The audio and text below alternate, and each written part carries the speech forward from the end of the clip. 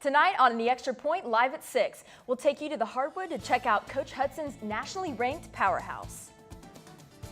Also, like always, we'll have an overall look at the high school action in Bowling Green.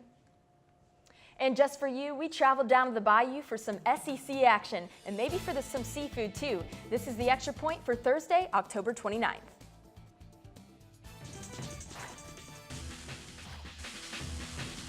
With all the action from around Warren County and your WKU Hilltoppers, this is The Extra Point.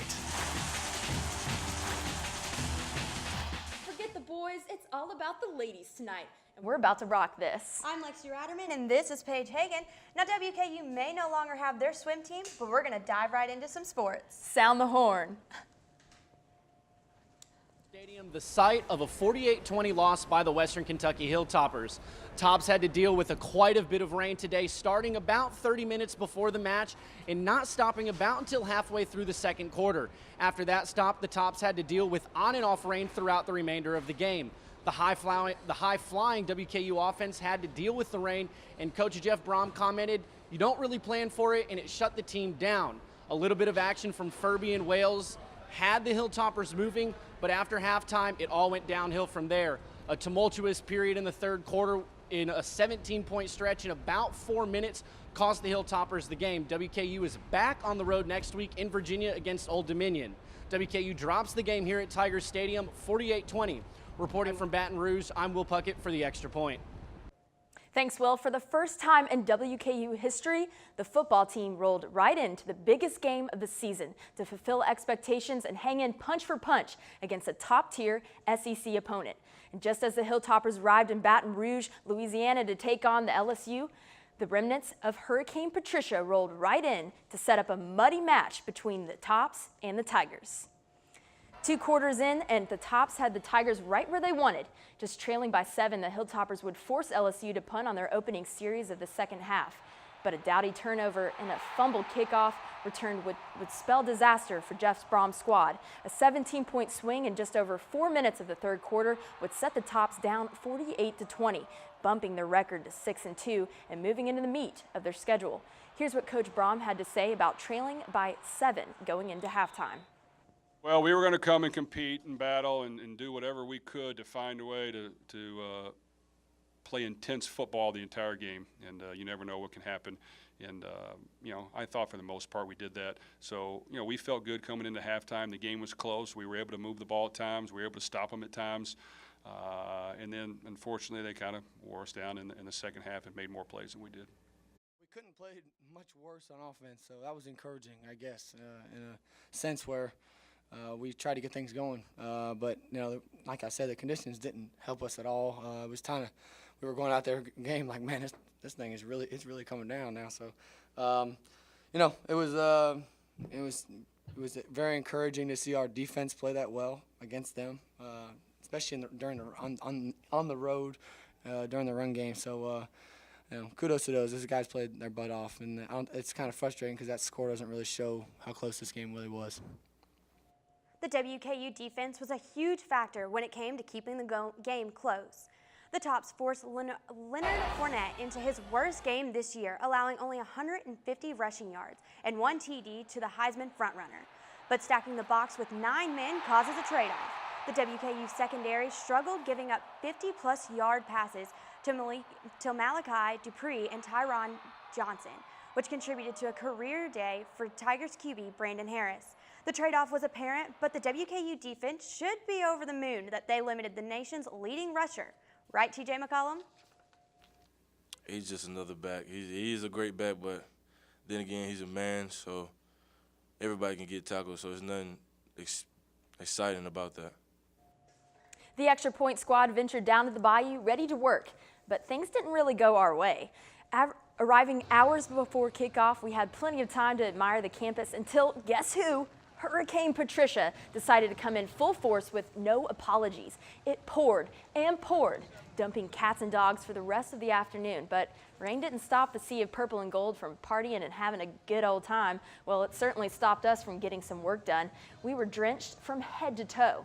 And Hurricane Patricia wasn't a fan favorite for the WKU offense either. Coach Brom weighed in on the Tops handling the elements. Not ideal. You know, we're a throwing team, so when it's when it's raining cats and dogs, it's a little tougher than a light sprinkle. So, you know, we tried to, you know, be aggressive. We couldn't take as many up the field shots as we normally do. It was just tough to hold on to the ball, and some things were slipping away, and you know, we had to be a little smarter and try to get some completions and get in a rhythm, and then pick and choose throwing up the field. But it makes it tougher. But you know, it is what it is. They had to play in the conditions as well, and you know, we fought our way through it for the most part. It's tough. We really didn't practice it all week, and being the thing that it was raining. Yeah, it's Mother Nature. You know, it's God's way of saying here's some adversity, throw it at you. But I think it was in their advantage a little bit because they could run the ball, slow it down, and you know, ours is, you know, we're trying to throw it and sling it around. But you know, it was frustrating early, and it didn't help that it was like a mud field too, so people were kind of slipping out of routes. You know, interception, Norris kind of slipped on his route and kind of tried to throw it before it, and yeah, stuff happens. But you know, overall, I was proud of our guys. I thought we competed. I thought we moved the ball when we wanted to, and I think if the rain, I hate to make that excuse, but if the rain wasn't there, I think we would have been a little bit better on offense for sure. The Tops are back on the road for the final game of their 3-game road trip this weekend against Old Dominion. Last season's meeting against ODU ended in a 66-51 shootout, with the Tops coming out on top. This season, the matchup doesn't look as appealing. The Monarchs come into the game with a 3-4 record and coming off a 41-12 loss to FIU. Old Dominion currently holds a 1-2 record and sits 5th in the CUSA East standings. The main focus this week will once again fall on the shoulders of the WKU defense, as ODU owns the conference's leading rusher in Ray Lowry. Brandon Dowdy and the Hilltoppers will look to rebound this week after falling to LSU in Death Valley. Kickoff for the game in Norfolk will be at 11 a.m. and can be seen on Fox Sports Networks. Let's take a look at what Jeff Brom had to say about ODU. It's time to move on to the meat of our schedule. Now we're back into conference play, and a lot of important games are ahead of us. So a lot to play for. Starts with a road game at Old Dominion, who does a good job of filling the stands, and they'll be into it. And Old Dominion's a team that played us very well last year. Really could have beat us if it wasn't for an interception that we made in return for a touchdown to change the momentum. We probably wouldn't have won. So our guys got to be ready to play. I think we'll respond. We've got to have a good week of practice. We understand there's a lot riding on this football game, and it's very important. We've got to get ready to go and try to find a way to win. Now, Rich Eisen has long said punters are people too. That being said, WKU punter Jake Collins is turning out to be a person of interest for the Hilltoppers. Collins overtook the punting job from Joseph Acapinti early in the 2015 football season and has paid off in full for the Tops. Collins and the special team Tops averaged 41.3 yards on the season. Against LSU, Collins had a punt that fell within the 5 of the Tigers, and at times his punting has proved to be the difference maker. Long snapper Nolan Dowling had some pretty nice words to say about the redshirt freshman. Jake's done a very good job since taking over. I mean, his average is doing pretty well. You know, pin LSU down on the 4-yard line. That was awesome. You know, he works extremely hard. Now, Paige, you found yourself in the Bayou this weekend. I certainly did. Now, how did that rain affect the crowd and their momentum? Well, honestly, we really didn't come prepared with the rain. Hurricane Patricia came in full force. It kind of shocked us and surprised us, but the crowd did not hold off. SEC is known for their loving football fans, and it's culturally ingrained down in the Baton Rouge. People were rocking the ponchos. They were in the sea of purple and gold, but it didn't stop them from having a good old time. Now, from the pictures I saw, usually the SEC schools don't, dress to the nines like we do here at WKU. So did the rain definitely give that, no dresses? That's something unique with LSU, actually. And compared to different SEC teams, they actually dress down for their games. They get down and dirty. So they were wearing tennis shoes with shorts and T-shirts and rocking the ponchos, and the rain didn't seem to bother them at all. Now, for kickoff, LSU has this funny saying of, it never rains in Death Valley. It was so weird. It stopped raining when kickoff happened, and then it started back up again in sheets, actually. The field was so muddy. Prior to walking in the stadium, I saw the mud on the field, and my stomach just dropped. I mean, I saw Garrett Schwetman from afar practice kicking his field goals, and I was just nervous for them. I mean, they've never played in elements like this, and especially on real green grass that LSU has, as opposed to turf for WKU. I think that they were coming in with a disadvantage, but I mean, they kept it through. Right, and I think the kickers definitely overall definitely improved the game. It could have been a lot worse had we not had them. Yeah, Jake Collins, he's a redshirt freshman, and straight from our hometown, Louisville. That's right. And Ryan Nuss, a Ohio guy, they actually got in some PT and really impressed. These guys, keep in mind, they're redshirt freshmen, so we're looking forward to those kickers doing really well in the next coming games. Well, it's Hilltopper Hero on the Hill time, and in the past we have a football hero on the hill, but usually it comes from the offensive side of the ball 9 times out of 10, but this week we've got to praise the front 7 on that much improved Topper defense. Nick Holt made a point of packing the box against LSU, and in the process did something no team in the nation has been able to do this season. Limit that famous number 7 to under 8 yards a carry. That's awesome. The WKU defense held the nation's leading rusher to only 150 yards, and while that may not seem that impressive to you, you should know that Fournette had been averaging 200 yards a game. Dejon Brown and Nick Holt lead the linebacking core and bring that energy, each with 5 solo tackles. Rocker, Overstreet, and Morris anchored down the defensive line and plugged any and all holes in something that they've really been working on that the Tigers look to exploit. The Tops front 7 showed up and showed out on Saturdays, leaving us to no choice but to name them our heroes on the hill. Congrats to the defense. And when we return, diamonds are a girl's best friend, or at least mine and Paige's. And this past weekend, softball proved that diamonds stay their best friend. Also, did WKU volleyball extend their winning streak? We'll give you the details. That's next. There are 16 million children struggling with hunger in America. That's 1 in 5 daughters, sons, neighbors, and classmates who don't know where their next meal is coming from. Yet billions of pounds of good food go to waste every year. It's time we do something about it. Feeding America is a nationwide network of food banks that helps provide meals to millions of kids and families in need. Visit feedingamerica.org to help them feed even more. Together, we can solve hunger. Together, we're feeding America.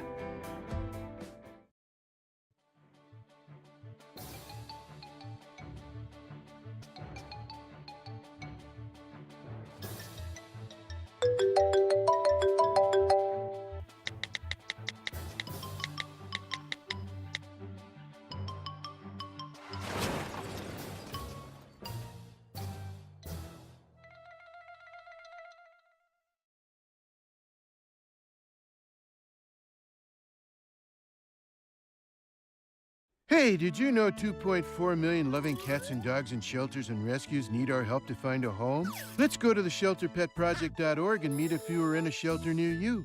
Harlow, oh, she's one great listener who loves to hear all your stories. My kind of cat. Cerulo is a sweet, goofy boy who's eager to please. Sounds just like another dog I know. So go to theshelterpetproject.org, search your local shelters and rescues, and go for a cuddle with your next best friend. Adopt. So you see, son, good manners are important. Should I go through it again? Yes. Yes, please. Yes, please. Exactly. Always say please, thank you, you're welcome, excuse me, sit up straight, hold doors open for ladies. If the door's locked, knock first, don't burp, don't swear, don't stare, don't use bad language, or talk with your mouth full, keep your elbows off the table. What table? And don't interrupt. Cover your mouth when you cough or sneeze. On the bus, give your seat up to anybody who has trouble standing. Bottom line, treat others the way you want to be treated. Got it? Got it. Good talk. Most parenting is hard to do in just 2 minutes. But 2 minutes twice a day making sure they brush is easier, and it could help save them from a lifetime of tooth pain. Enough with football for now. We're moving straight to the hardwood. Our volleyball team had, you guessed it, another busy weekend. UAB traveled to Diddle Arena Friday to take on Coach Travis Hudson's powerhouse of a team. It only took 3 sets for WKU to send UAB packing their bags. Sydney Engel, Noelle Langenkamp, and Rachel Anderson led the team in hits defensively. Kaylin Grimes and Jackie Scott topped the charts. The team is sitting pretty at number 20 in the nation. So WKU got 1 win under their belt this weekend, and it's a quick turnaround for Hudson and the team and an even quicker game as they welcomed FAU for a Sunday afternoon matchup. The ladies dominated from the start, and in the blink of an eye were up 2 sets after a rough beginning to the 3rd set, which saw FAU jump out to an 8-3 lead. The ladies rallied for a 25-20 third set victory. So the answer to your question, yes, the ladies extended their winning streak to 17 games. And up next, Hudson and the Lady Tops will travel to Houston, Texas to take on Rice on October 31st. Well, the Lady Tops have been sizzling hot this season, and the team is currently 23-2 overall and undefeated in conference play with 10 wins. They are going on a 17-game winning streak with 10 of them being sweeps. And standout performers, you guessed it, the hitting duo of Noelle Logenkamp and Alyssa Kavanaugh. Both have over 200 kills, and they're totally averaging over 3 kills a set. Georgia O'Connell is a defensive powerhouse with 341 digs and averaging almost 4%. And don't worry, we didn't forget Jessica Lucas either and her 3 Conference USA Setter of the Week awards. Well, we could go on and all night talking about the Lady Tops' past successes, but let's look forward a little bit. Next up, the Lady Tops will go to Texas to take on Rice on Halloween, followed up by a UTEP, FIU, Florida Atlantic, Marshall, then UTEP again before the Conference USA tournament on November 20th. If the Lady Toppers continue to perform at the level they have been, we could see our Lady Tops play in the NCAA tournament starting on December 17th. The Lady Toppers welcomed the Thundering Herd on Marshall to the WKU soccer complex Friday evening.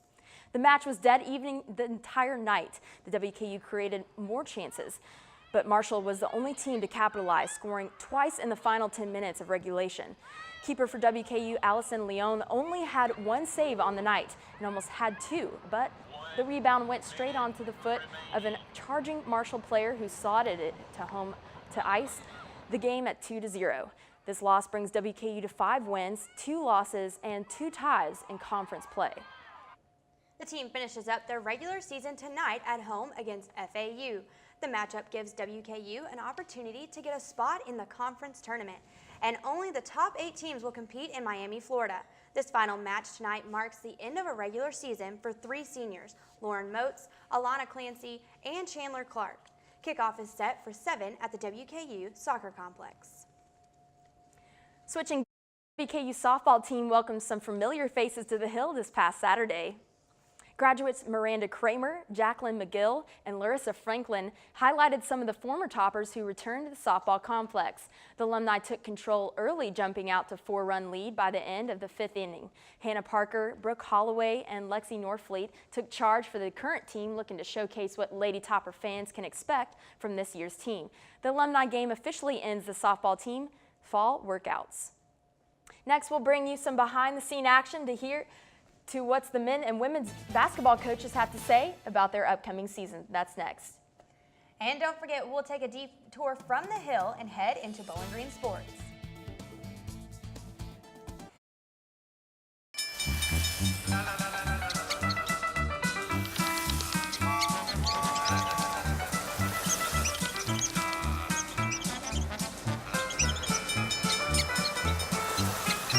Kids will spend 15 minutes watching online videos like this one. Brushing for 2 minutes now can save your child from severe tooth pain later. 2 minutes, twice a day. They have the time.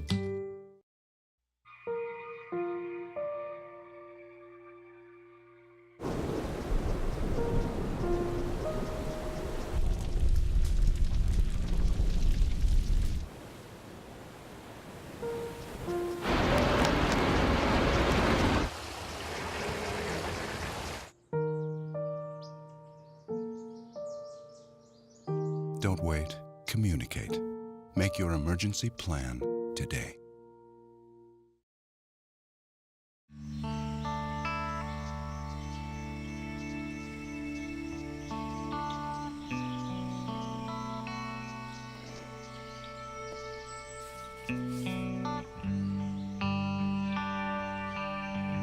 This is the moment I knew. His future had no boundaries. There are some moments only the forest can inspire. Find yours at discovertheforest.org. Can you help me with this? My new dad teaches me all kinds of stuff. Sure. He helps me with homework. That would be 3.6795. Thanks. Yep. He helps me with my decision making. I wouldn't use this one. ever. And he's even teaching me how to drive. And that's why cars have bumpers. I'm learning so much. You don't have to be perfect to be a perfect parent. Thousands of kids in foster care will take you just as you are. Diddle Arena opened its doors yesterday afternoon, but not for fans nor students for this year's edition of Hilltopper Basketball Media Day. Slowly but surely, media outlets from all around, including us here at the Extra Point, filed into the conference rooms to begin the day's festivities. Up first on the podium for Media Day, WKU men's basketball coach Ray Harper. Coach Harper enters his 5th year as head coach here on the Hill, boasting a 9-2 record in postseason conference play, resulting in 2 conference championships and 2 automatic NCAA tournament berths. WKU has secured 20-win seasons in each of their last 3 campaigns under Harper, including last year's inaugural season in Conference USA. The days of TJ Price and George Fant are in the past, and a fresh crop of new talent have found themselves wearing a Hilltopper jersey for this year's campaign. WKU welcomes back just 5 letter winners from last year, with 10 newcomers joining the Hilltopper roster. WKU returns just 33% of its scoring from last year, along with just under 38% of its rebounding. Coach Harper broke down his thoughts on his squad full of new faces. You know, if you asked me today for a starting lineup, I couldn't give you one. I think this is a team that you could see a different leading scorer a lot of different nights. I think we can play a lot of different lineups, a lot of different combinations. So this is good. This is a team that's got some potential to do some different things. Leadership is a word tossed around on every sports team, but with so many new guys on the WKU squad, leadership has to emerge on this Hilltopper ball club. Leading the way for veteran toppers, none other than Nigel Snipes, spending his 5th year on the Hill as a redshirt senior. Next is true senior Alex Rostov, alongside junior big man Ben Lawson. Local backcourt guard Chris Harrison-Docks rounds out the last of the tenured vets, and he believes that he is one of the few ready to make the step to become one of the main leaders. Coach Carbs kind of put that on me. Me and Nigel have been elected team captains, and now that I'm older, I kind of understand how things go and understand the importance of them where I might not have as much when I was younger. It's a lot more open this year, and I think that style of leadership, along with good examples on and off the court, will help us all mesh together and people understand what they need to do and what's expected of them this year as we move forward.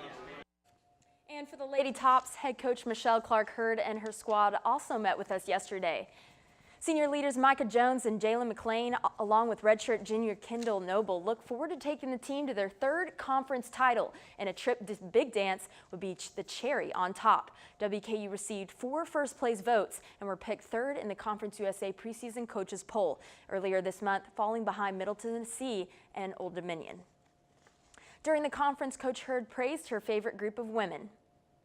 You know, I love this group. I think that their enthusiasm every day and their work ethic, and I think they come in each and every day looking forward to learning something, and, you know, we're putting in new things, and, you know, they're trying to just keep up with the veterans, I think, but our veterans have had a lot of leadership, and I'm proud of them, and so they just continue to keep working and trying to get better each and every day. Well said. The Lady Tops will take on their first exhibition opponent in Wichita Baptist at Diddle Arena next Tuesday at 7. They'll open the regular season on the road against Ball State November 19th. After the break, we'll finally take a look at Bowling Green sports. And don't miss mine and Paige's breakdown of Going for Two. We'll see you in a bit. They told me a bottle couldn't dream. That I would never become a superhero.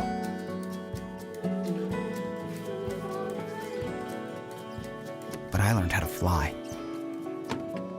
Just to come back in a new disguise and be the hero that I've always wanted to be.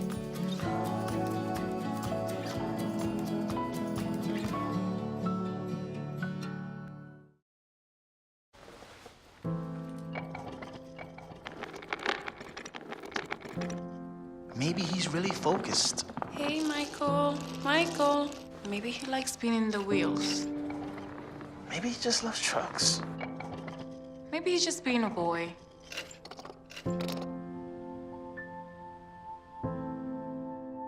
Preoccupation with objects is one early sign of autism. Learn the others today. The sooner it's diagnosed, the better.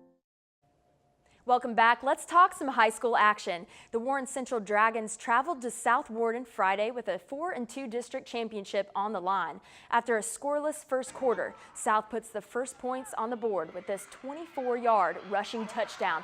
A promising Central drive stalled at the 25-yard line with 3:45 left in the half. The Dragons couldn't seem to catch a break, but South Warren blocked the punt and Devontae Colton scooped it up and ran it all the way back for a TD. Ryder Litton picked up over a half of his passing yards on this 35 reception by Austin McElwain. The Spartans capped off the half with a 10-yard passing TD to head to the locker room up 20-0. The second half was more of the same, and South Warren went on to win 38-6. And across town, Greenwood battled it out with Bowling Green in the second district game on Friday night. Greenwood kept it close until halfway through the third, only down by 7. That's when Jamal Carruthers ran in one of his 3 touchdowns on the night from 31 yards out to extend the lead 28-14 after the extra point. Bowling Green kept the pressure on with the Gators another rushing TD, this time from 6 yards out. The night didn't get any easier for Greenwood as they struggled to get the offense going. The Purples tacked on 2 more touchdowns to win the game 49-14. And last week, Warren East played their final game under the Friday night lights, losing to Franklin Simpson 42-12. And now the Wildcats have a District 2 playoff bid. Isaiah Hall ran for 141 yards with 2 scores, while Josiah Roby added 119 yards. Saul Brady finished with 99 yards rushing and 2 scores for himself. As the Raiders take home a season of 1-9, the Wildcats now sit in a 3-way tie for runner-up with Warren Central and Allen County Scottsville. The tiebreaker will determine second place after next week's games.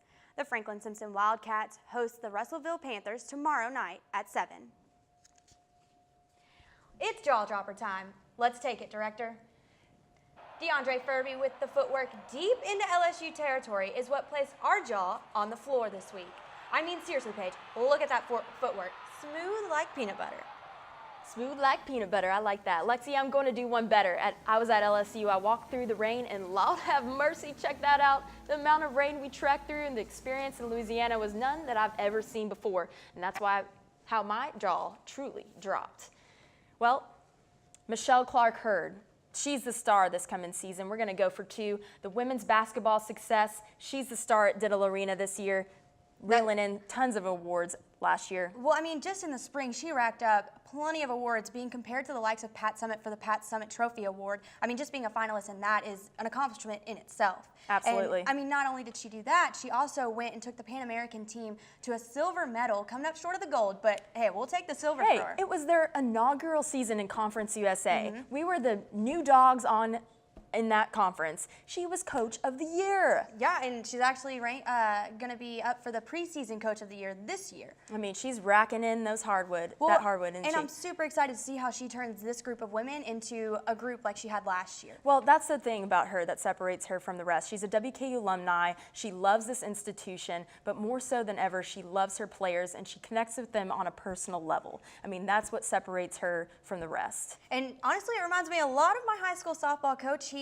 was a great coach and he turned me into an amazing player, but an even better person, and I think that's what she really does with these women. Well, that's what college basketball is all about.